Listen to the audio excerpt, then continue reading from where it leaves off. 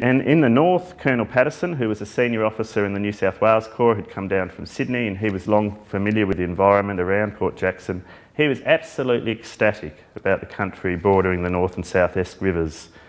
He told London that his new settlement was, and I quote, "the centre of the most superior tract of arable and grazing ground I have witnessed."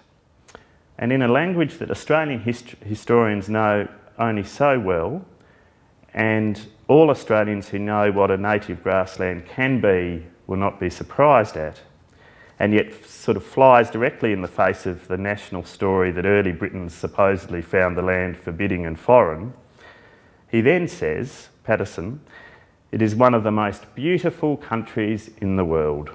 And you come across this time after time after time in the encounter with the grasslands. I can't emphasise to you enough how peculiar it is as a historian when you read these descriptions of people's embrace and joy and celebration and ecstasy at seeing these grasslands. Not always just because of the utility reasons either, actual aesthetic appreciation.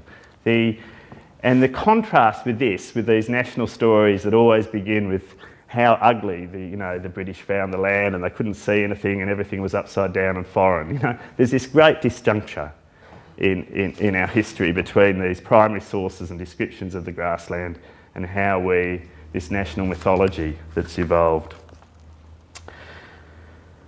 And we need to remember that, of course, the British were a pastoral people themselves. We tend to forget that they had an environment as well. And after centuries of forest clearing, this was a path, their experience, their familiarity, their place of natural home was grass.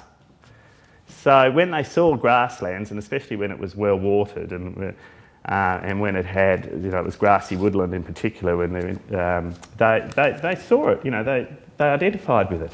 Of course there were major differences, but it was not a place of complete foreign sort of upside down weirdness as some of our histories, or at least some of our national mythologies have liked to suggest.